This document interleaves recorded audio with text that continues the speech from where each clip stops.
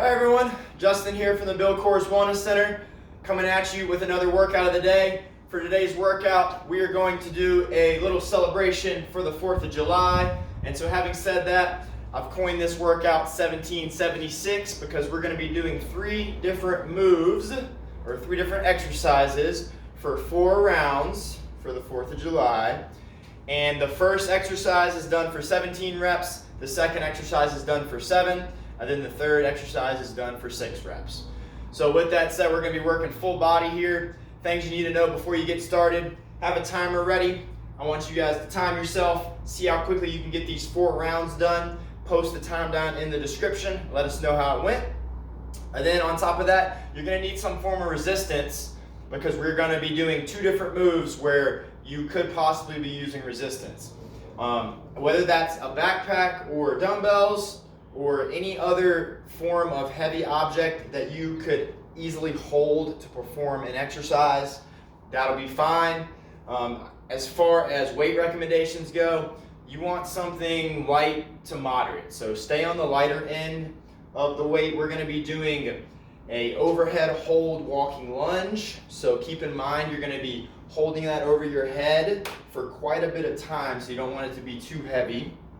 Then we're also going to be shooting for doing some pull-ups, and if we don't have a pull-up bar, which I understand most people probably don't, then I've got an exercise that can mimic the pull-up from the floor, but you definitely are going to need some resistance, whether that's dumbbells, weighted backpack, whatever you may have, in order to complete that exercise.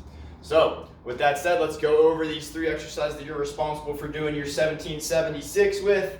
And the first one is a overhead walking lunge. So you're going to take your dumbbells or your backpack, I'll show you both, press them over your head.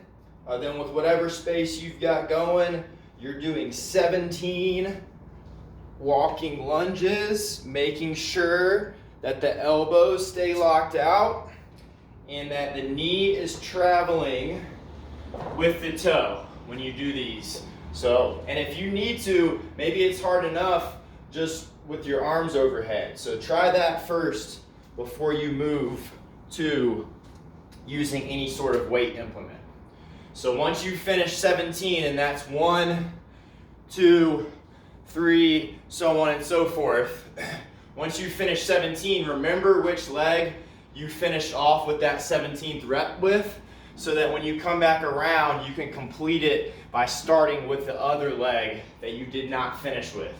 That way, when this is all said and done, you've got a total of 68 between the 2 legs, or obviously 34 on each side.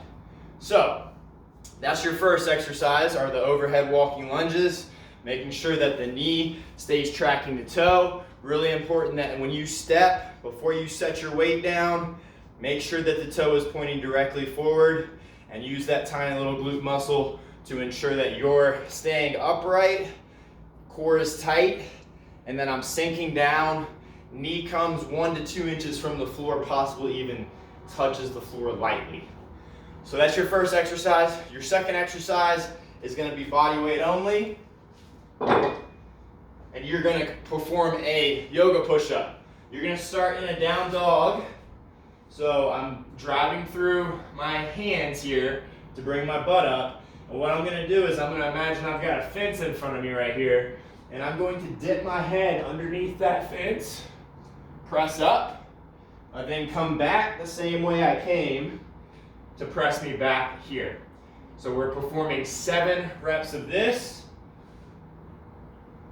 Do a couple for you. Make sure you're inhaling before you start the push. Exhale as you push up. Another inhale here. Exhale as I push away. Now if you need to regress this a little bit, make it so where you don't have as much body weight behind you, go from your knees, and then you're going to do the same thing. Elbows come close to the floor as I work into this position here. And then I'm pushing myself, staying as low to the floor, back to the start here, into this quadruped hands and knees position. Once you finish 7 of those, Your third and final exercise for the 1776 is 6 reps of either pull-ups.